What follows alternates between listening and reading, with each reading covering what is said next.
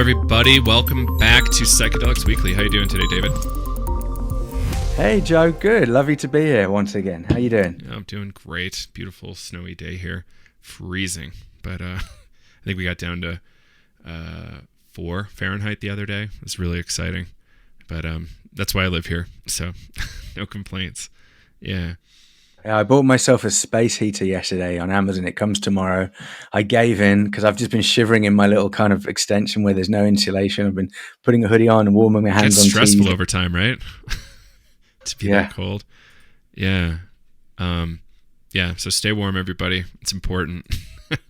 I just read recently there was a study published by Massachusetts Eye and Ear, which is kind of a big hospital in Boston, and they published a study saying cold noses contribute to, like, cold air contributes to infection of, rhinovirus, COVID, etc., because your autoimmune response can't catch them well enough. Like there's a lot of immune activity happening in your nose. So with it being cold, it's not active, therefore more infection. So stay warm, everybody. Yeah. During this triple-demic. Yeah. Anyway. Yeah. My smell's just come back from having COVID. It's kind of probably 75% back now. It's surreal, right? To lose a sense like that. So, jumping in. So, our last podcast was with Dr. Andrew Weil, amazing physician, who was actually at Harvard when Ram Dass and Tim Leary were there. He was an undergrad and in part was responsible for getting them booted. But I'm just really happy he was on the show. He's been a contributor to the psychedelic scene for a long time. He's a, fantastic contributor to medicine, integrative medicine as a whole. It's amazing. So he wanted us to let you know that you can get a discount on his matcha using the code PSY today at matcha.com. Matcha is an interesting kind of green tea, but check it out. We're not getting a cut on that, so he's just doing y'all a favor, and so check it out. I think matcha is pretty neat, and he helped to really popularize it. Did you get a chance to listen to that one, David? Yeah, I did listen to it. I loved it. He's a legend, really is. That was rapid fire. I was surprised quite a lot of the things he didn't know about. Like, he really had about 5 things. It's like, oh no, send me that one, Joe. I love that. Cool. That felt really nice to be able to educate somebody like that a little bit on some things. So, let's jump in to Convergence here. So everybody probably knows this one, but March 30 through April 2, we're running a conference in Los Angeles, and it's going to be 4 days. Nightlife is going to be integrated in. There's going to be a lot of really cool ways to collaborate and, network and meet new people. We're making it a really art forward and conversation forward space. A lot of conferences, a lot of people don't even go in and see the talks. They just chat in the hallways. So this is kind of what we're building by design. Like, how do we really facilitate a lot of community and conversation and in a psychedelic kind of oriented environment? So a lot of integrated art, a lot of interactive art. I think there's one piece that's actually going to link up with your heartbeat, and that's going to be really cool. And all sorts of community partners, and it's going to be awesome. Yeah. I'm just really excited about that. And Carl Hart and, good Lord, can I remember this? Hamilton Pharmacopoeia fame will be there. Hamilton Morris as a headliner as well. We've got a lot of other really cool people we're bringing in, so stay tuned for all that programming. Who else did we confirm and advertise? What? Ann Filippi, Devin Phillips from MAPS. Ann Filippi's from a New Health Club, right? There's a bunch of others we announced. I'm just really excited about it, so I can't remember offhand. I think we've got Casey Garrett's been added, Mary Sanders, Amanda Raymond. Also, Sutton King is confirmed, so she's going to come up to the onto the site. So yeah, I'm looking forward to the speakers. But like you say, a lot of the kind of the wellness workshops and the kind of ceremonial activities as well. It's going to be a celebration, kind of coming out of the winter and just holding space together in a kind of more right brain, fluid sense, not just kind of rational scientific mind. So I'm looking forward to that interdisciplinary piece we're going to experience together. Mm-hmm. Yeah. So check it out. Just psychedelicstoday.com. You'll find your way there to Convergence. So can't wait to see you there. David, what do we have going on in Vital Land? Vital is, yeah, up and running. So course starts April 17th. Applications went live last week. And yeah, we're getting some amazing students from all over the world applying for the course, all kinds of different folks as well. So we're going through the applications. We are definitely taking our time. So we want to speak to folks in person to get a sense of where they're holding. But yeah, we've got our first group of students are kind of paid up and raring to go for the book club that starts February and March. So if you're thinking of applying and you want to do it early, then we do have early bird discounts available till January 29th. And if you also apply and get accepted, and by then you can also join the book club, which is just a free kind of community building add-on for folks that get in early. Just probably going to be looking at Way of the Psychonaut as well. And then our second early bird deadline is March the 3rd, kind of post book club, but you still get a bit of a financial incentive to get approved by then. And what's the book club? Book club's going to be, I believe we've got 6 sessions every 2 weeks as a group of students to share our experiences of reading that book, Way of the Psychonaut. We're going to be kind of going through it. It's a vast, 2 volumes of material, but we're really going to be, talking through some of the key points in that from that kind of graphy and transpersonal perspective that apply to Vital and why that, kind of more out there way of thinking aligns with how we approach this psychedelic experience. It's not just psychological, rational, cognitive. So this book's going to just help to open the mind before we actually start formal classes. Love it. It's a really awesome book. It's like a transformative experience just working through it. Totally. Yeah. And Vital obviously is transforming lives. It's incredible to see what you all have done over there in the Vital team. Only wish I could be closer to it. Yeah, it's amazing. Just speaking to the students that are applying, they're so passionate. Like when I say, we want to offer you a place. Like I had, one student cried, another kind of just jumped up and was like, yes. And, really, it means a lot to them. Like, because this is a year's commitment, 12 months of their life. So they're coming in with a real intention there. So knowing that I'm doing this. This is part of my reality. I'm going to join that community. This is, really my trajectory for the next year or so of my life is mapped out. It's a big commitment. So I'm loving just sharing that space with folks. I'm very lucky. Right. Yeah. It's something else. It's just amazing. And the next thing we have going is a microdosing course. Check that out at Psychedelic Education Center. Jim Fadiman and Adam Bramlage put that together. Adam's CEO of Flow States Micro. Jim Fadiman's just a legend in the psychedelic space, and he's actually a co-founder of Transpersonal Psychology along with Stan and a few others. So he's been around forever. His Psychedelic Explorer's Guide is the book I recommend first people read before they start experimenting. So it's a really, really cool course. Check that out. Again, psychedeliceducationcenter.com. All right, let's dig into some actual news here. So I'll read the title here, David, and you run. So Denver Post put this one out on December 8th. The DA drops felony drug charge against Denver's mushroom rabbi, citing voter legalization of psilocybin. So what have you learned here? Yeah, this is a really an interesting kind of case study and test case that brings in a number of intersecting issues, around religion, around decrim, around harm reduction, around leadership roles as well. And so I'm really interested in some of the issues around, what did Prop 122 do here? In effect, it basically led to the dropping of charges against Rabbi Ben Gorelick and a chemist that was also had charges against them. So those charges were dropped because of Prop 122.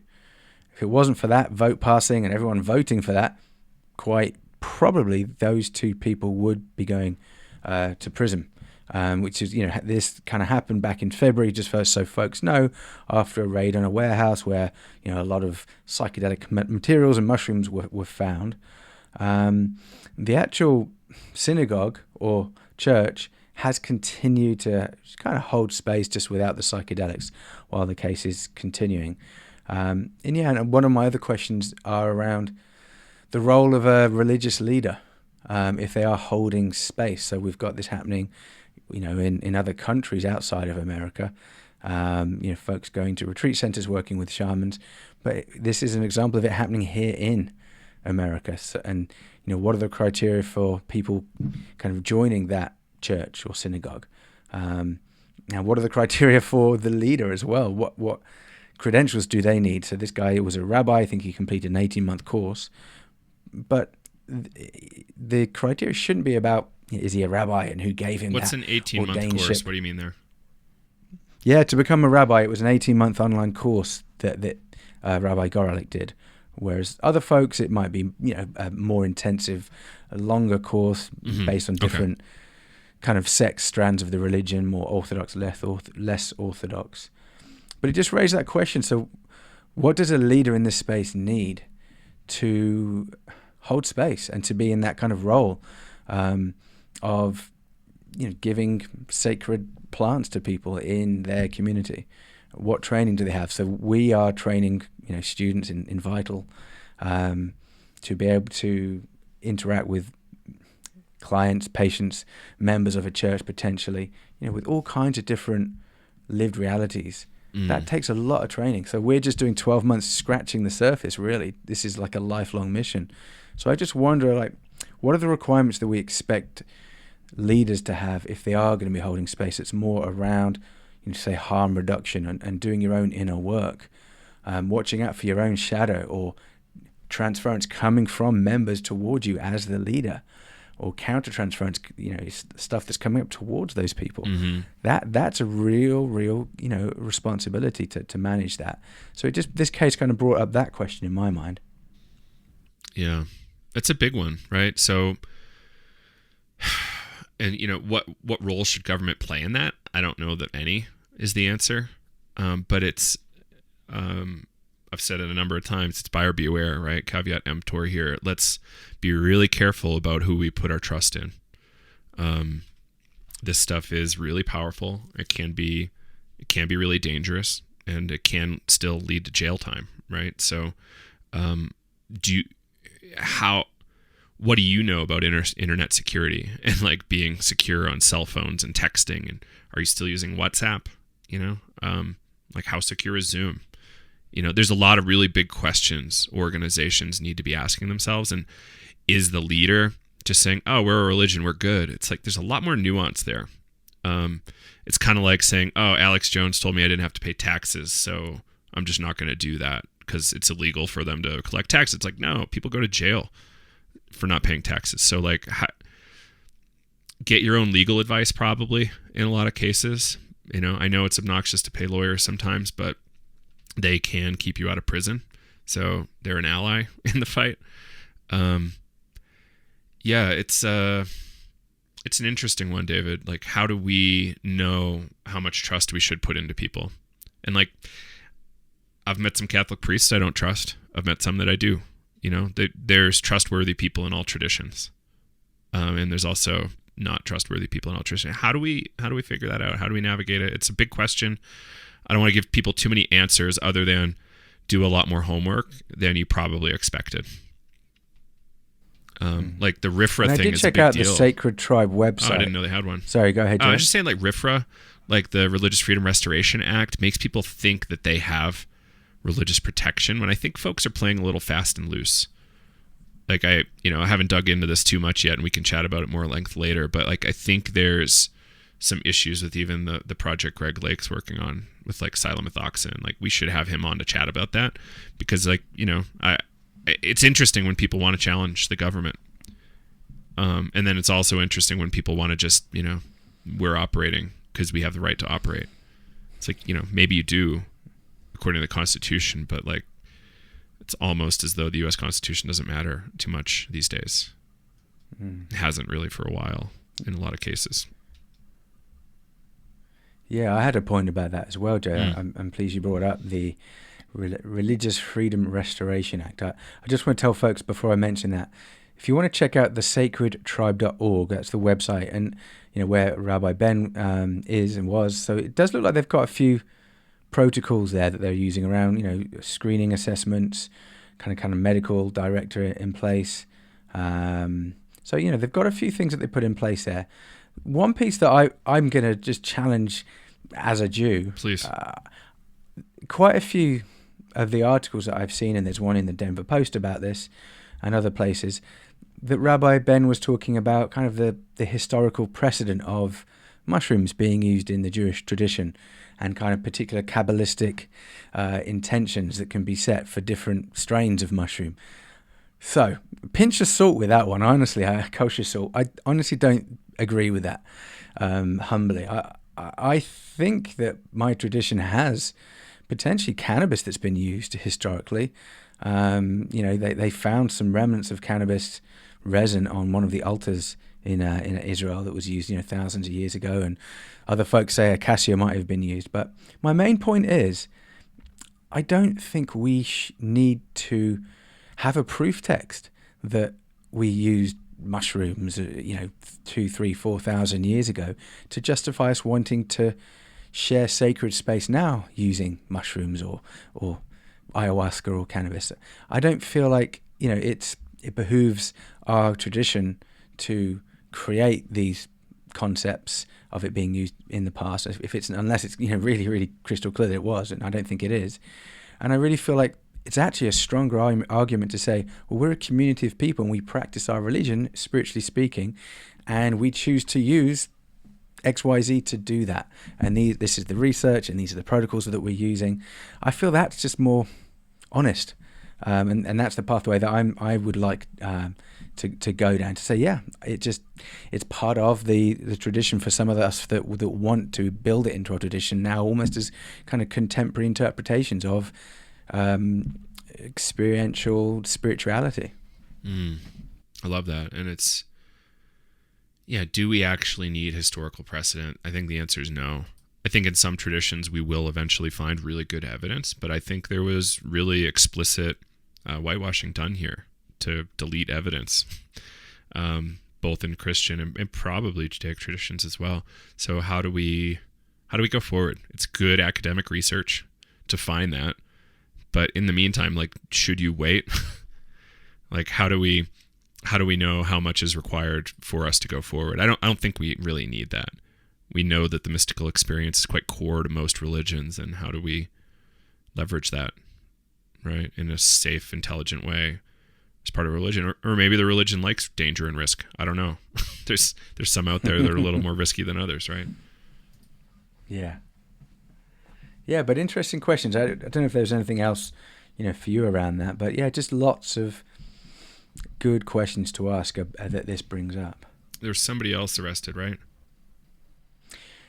The article said a chemist that was also, in that warehouse kind of making, growing the mushrooms. Yeah, so the charges were dropped for them. So I think it was just the two of them that were initially charged in that raid.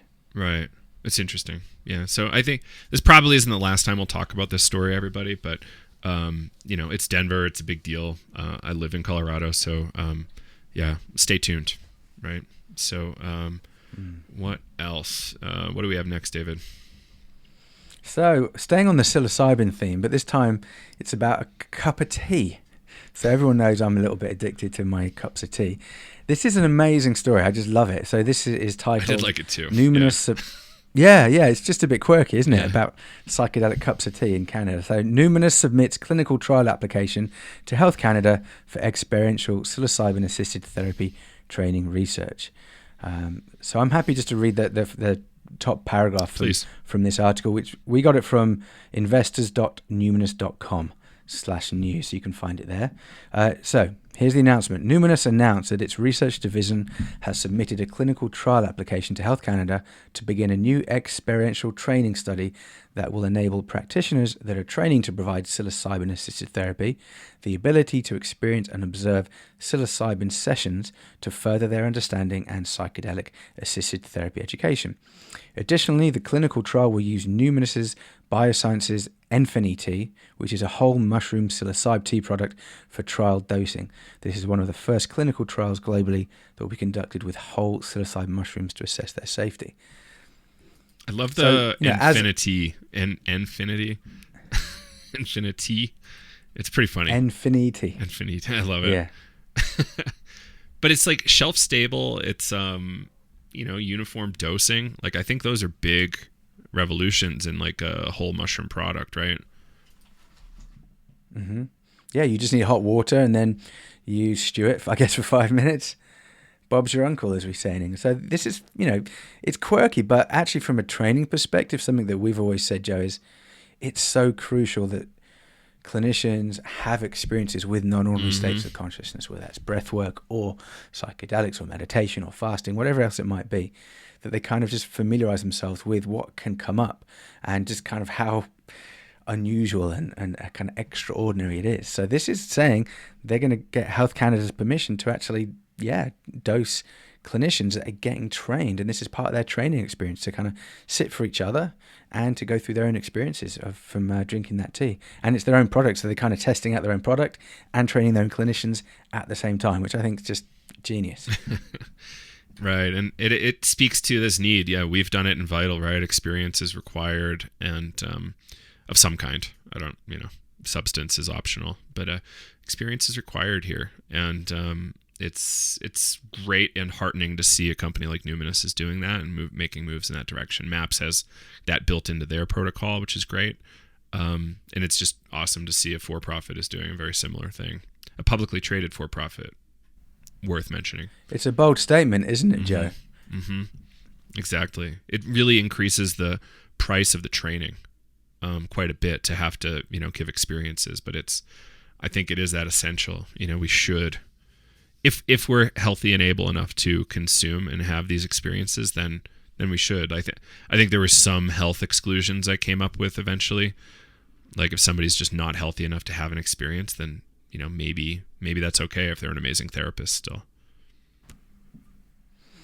Yeah, and breathwork's always there, and we just did a breathwork retreat in Costa Rica with 20 students from our Vital course. They did breathwork in Pilates and amongst other things in the sun. So it's just so crucial to navigate those spaces inside oneself and to kind of to feel how hard it can be to surrender to the experience and to kind of go with that flow and to see where it leads to and to see what comes up.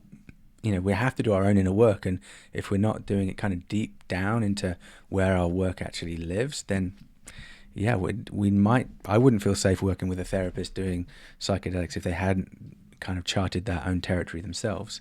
And you mentioned MAPS as well, Joe. Was there something you wanted to say about how this compares to what MAPS is doing with their... Well, they're including therapists to have a dose of MDMA as part of their training, right? Like, I think that's a really big deal.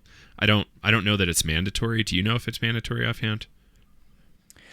I don't think they can say that now, but I do remember Rick saying, I think it was on my interview I did with him in Canada, he said that on the actual label that they're putting to the FDA to approve, that it says, it's got a long label on it, that it includes a segment about MDMA assisted therapists having one dosing session during their training protocol with MDMA. So if MDMA gets approved for PTSD, it will therefore also include that the therapists can legally access MDMA in their training protocol, I guess, without having to have PTSD diagnosed or to have off-label diagnosis used. It can just be, oh, no, that's just on the label for training. So I just love how they squeeze that in the label. Hopefully it gets approved. Yeah. And let's just hope this trend continues, right? I think there's experiential practicum in Oregon as well. The breathwork inclusion in our Vital stuff is really great. I'd like to lean more towards breathwork because it's easy to have a substance experience. It's kind of like difficult-ish. I guess it depends on who you are to have a substance experience versus a breathwork experience. But yeah, our form of breathwork from the Groff traditions, like I think there's a lot of value there. But I'm pretty good on this. I just love the that they're doing it in a liquid solution. Yeah, just simple, isn't it? It's probably more normalizing as well, because some folks don't like injections and tablets and all other things. So I think actually I just saw Trip Therapeutics just that they have IV psilocin that is going through the trial process. So it's interesting how they're putting it in that kind of IV bag to manage the dosing. It's a bit of a tangent. Yeah, So that I was like in the that. news this week. Yeah, novel routes of administration I think are important. Yeah. So yeah, our next conversation is a bit economicsy and geeky. So hold on, folks. This was in a journal called Frontiers in Psychiatry. The article is called "The Economics of Psychedelic-Assisted Therapies: A Research Agenda," and the authors were Elliot Marseille, Stefano Bertozzi, and James G. Kahn. And yeah, really, it kind of breaks down some of the economic and econometric models that can be used for conceptualizing the costs of psychedelic treatment compared to standard, how to weigh that against the benefits, both kind of tangible monetary benefits, but also more intangible qualitative ones, for example, quality assisted life years, QALYs. And then it talks about, just the American healthcare system in particular is least friendly to psychedelic mainstreaming because of its private commercial insurance segment that, I don't know how many folks have private, kind of non-Medicaid, Medicare, VA. It's probably at least 60-70%, I would say, have that. So for those folks, it's going to be a little bit harder to get some of this stuff, covered. And they're actually, one of the good points that I geek out on is it's saying that because the authors of this paper, already have done 3 cost-benefit, cost-effectiveness studies into the MAPS MDMA for PTSD treatment series. And they showed in one of their studies, I think it takes about 3.5 years for all the costs to start being outweighed by all the benefits of MDMA treatment. So if you've got, say, insurance with Cigna or Aetna, you're probably not going to be insured with them in 3 or 4 years. You'll probably be with someone else, or you'll be with United. You'll move around. So what incentive does that health company have to cover that treatment under their insurance if you're going to recoup that in, say, 3-4 years when you've got a different insurance company? But what it does mean is, for the rest of the world, public medicine, it's going to have those incentives to reduce utilization of treatment for mental health, for inpatient stays, people's ability to kind of stay in work, and have, it even says, there's less car crashes, less domestic violence through treating PTSD in particular. So when we start to weigh up the public benefit in countries like Britain and the rest of Europe, or even just looking at Medicaid, Medicare, VA, veterans, folks that have insurance through there, that still has an incentive to pay quite a lot of money for psychedelic treatment. I think the last thing I was hearing was like maybe $15,000 for the treatment course for MDMA for PTSD. So there are incentives for the public companies, particularly if they start to look at something called value-based contracts, value-based agreements, that really look at long-term outcomes rather than just the short-term cost savings. So there is a way forward, David, then, is what I'm gathering. Yeah. There is a way, but it's going to be really complicated. And so, there's quite a few statutory organizations in America that are starting to honestly say, this is happening, folks. We need to start building the infrastructure so that we can, one, bill for this, CPT codes. We need to create completely new CPT codes for an 8-hour MDMA session. Just doing ketamine therapy, there are no CPT codes where you can bill for that, for like a 2-hour dosing session. The most you can do is maybe 45 to 60 minutes with a few other E&M codes added on. But, we've got to overhaul that. And just there was one piece, I don't know if you saw it, Joe, about how many therapists they're saying would need to be treated. It's an extraordinary number. Yeah. So it looks like by the year 2031, in order to treat 1 million patients a year, which is a fraction of what's needed in America, so it would require 55,000 to 100,000 newly trained therapists over those 10 years. And that would be about 10 to 17% of all US mental health practitioners in the workforce. So we've got a busy job training. Without that, it's just people aren't going to get the help that they need. Right. I know that MAPS is working really hard to figure out this part. Their whole project is not really worth a ton unless they figure it out. So I'm sure they've got some interesting conversations underway. I also saw recently a headline from Therasil that Quebec, the province, actually reimbursed doctors for administering psilocybin trials or psilocybin treatments, I think, through the Special Access Program in Canada. So, perhaps it's up to governments. It's really expensive, but the total public good that would come from this is extraordinary. Yeah. There was another piece, if we can squeeze it in. It was Please. talking about how we conceptualize wellness and if something works. Normally, health insurance companies will look at absence of symptoms, going into remission. But what this paper also taps into is there's other definitions of wellness and just a much more broad, deeper conceptual framework for understanding how psychedelic healing is different to taking SSRIs or getting ECT.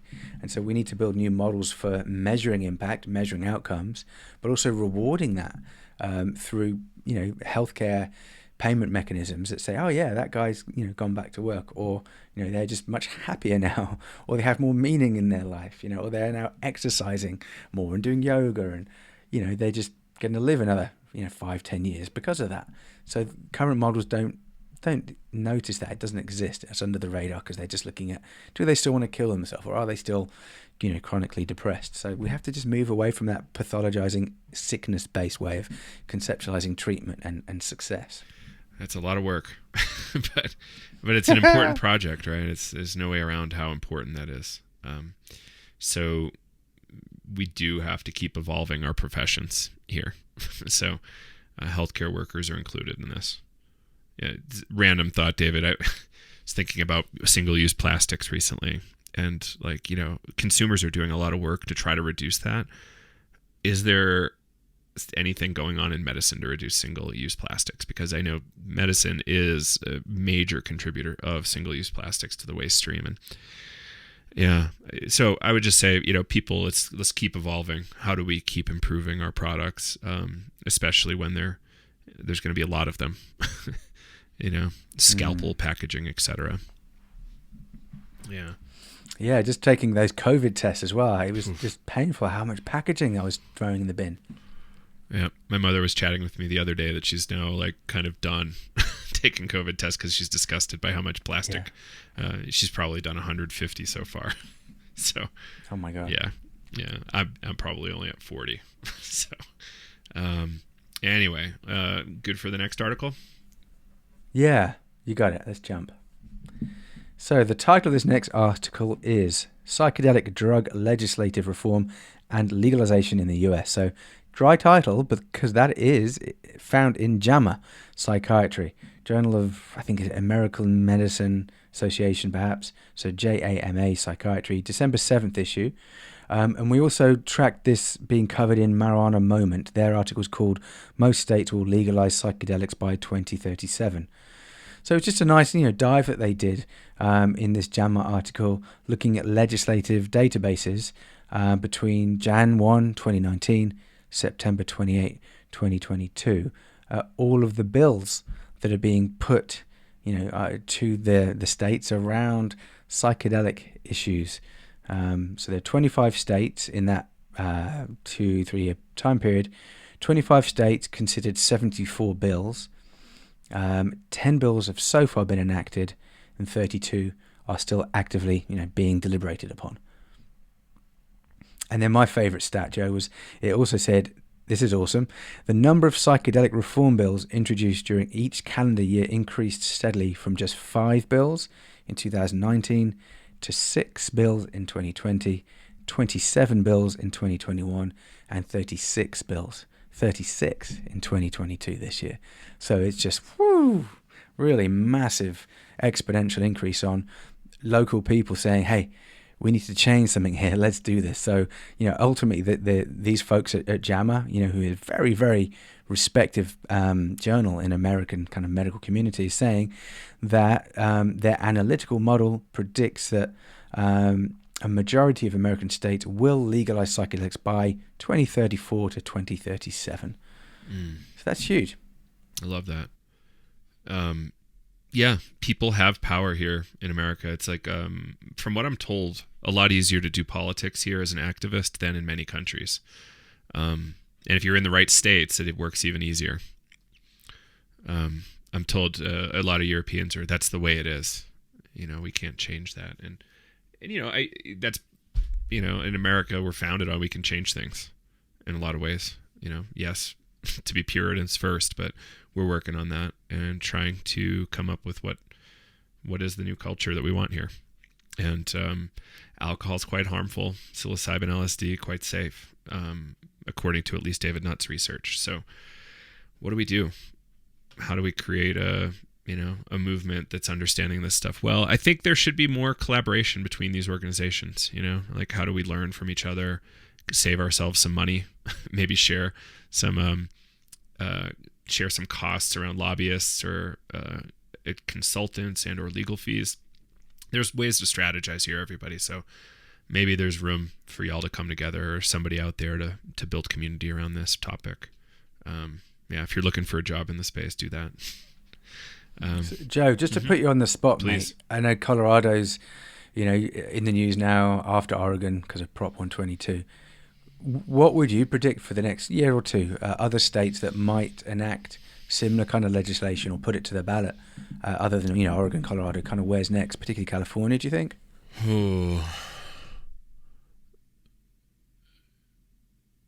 It's so the dynamics are changing so quickly, David. So like the recent documentary series, the How to Change Your Mind, is really going to radically change perception globally on this topic. There's now lobbyists at the federal level from multiple organizations working on this topic. There's like the easy answer is California, but really there's other states that might go quicker, like for instance Massachusetts or Connecticut, or even states like Florida could enact some sort of program. They do have this, Texas even perhaps, but if I was going to throw down $10, it would be on California next, but I'm probably wrong. That's why it's only $10. Yeah. Interesting. But more coming. Okay, I'll take it. Doubt. There's no doubt that other states are coming online soon. Yeah, I've heard quite a bit, from Pennsylvania. There's a lot happening there. So I think that there's definitely some legislation going through there. It might be more kind of veteran-focused, research-focused. But yeah, really exciting stuff.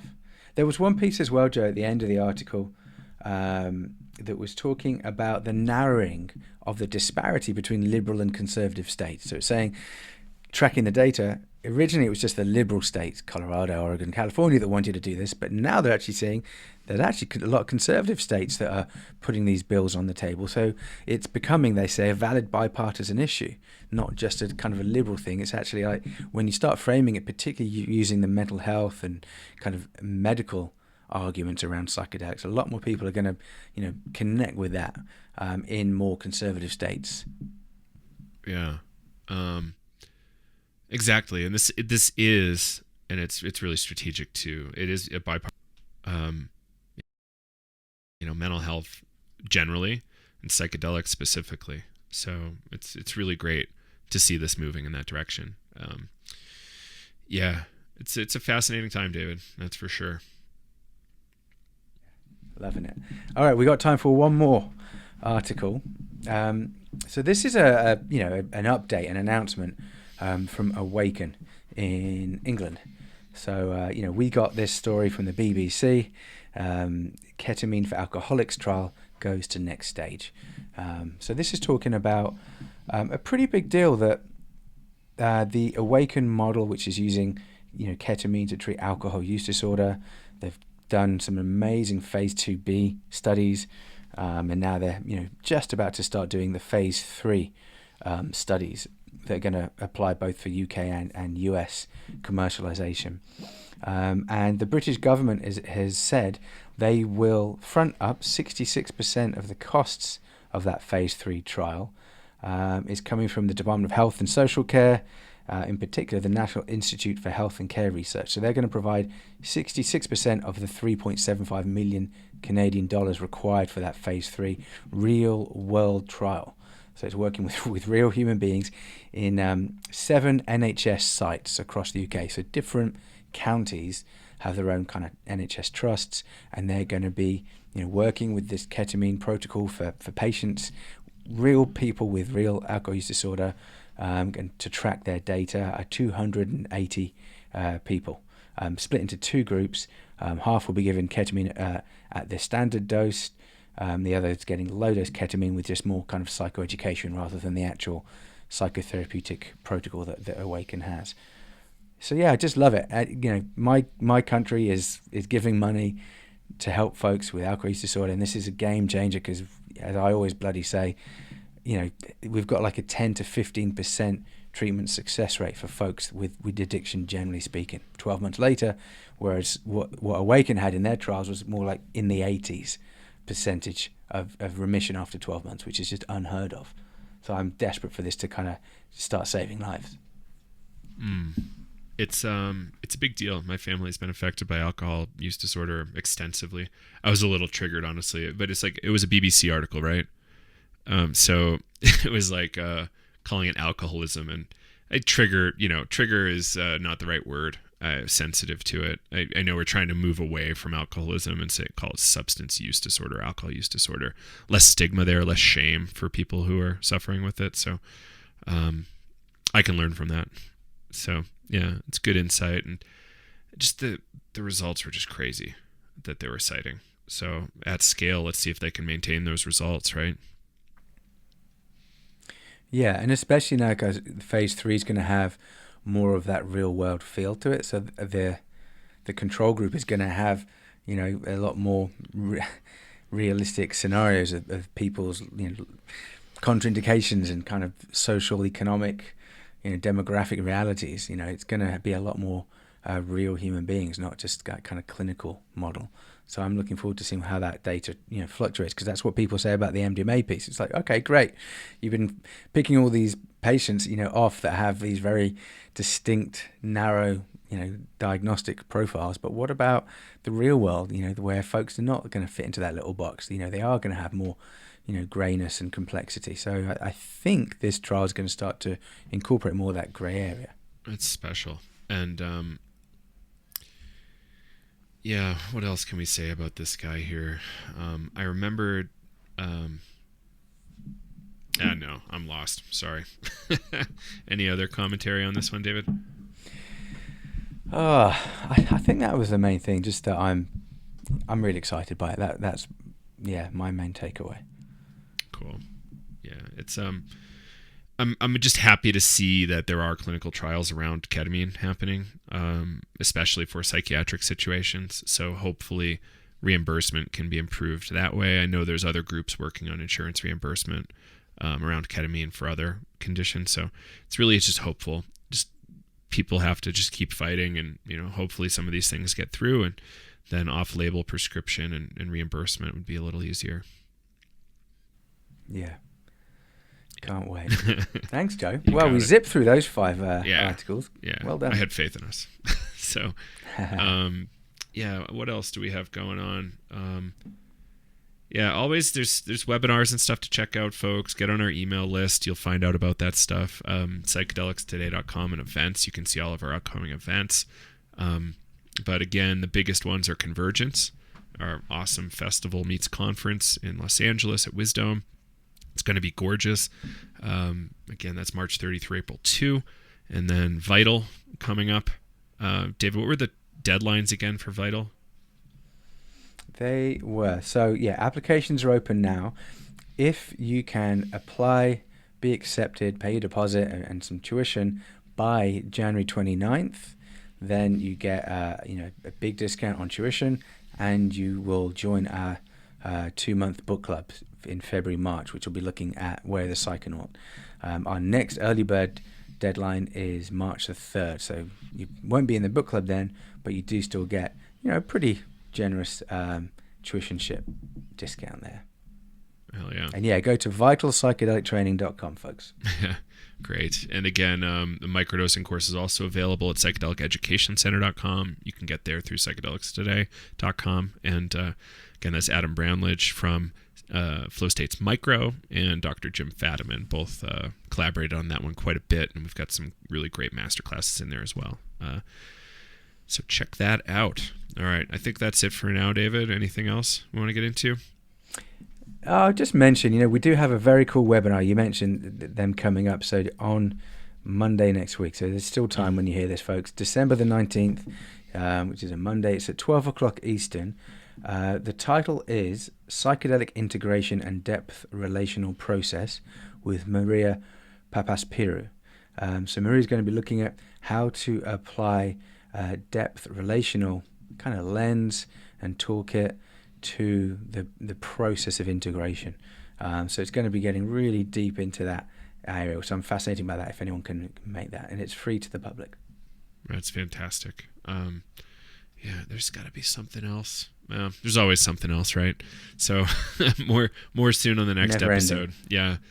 We've got a lot in the pipeline, everybody. I hope you liked this episode. Thanks for listening. Thanks for being here, David. Yeah, lovely being here. Take care, everyone. All right. Take care, everybody. Until next episode, this is Psychedelics Weekly. See you next episode. Bye-bye.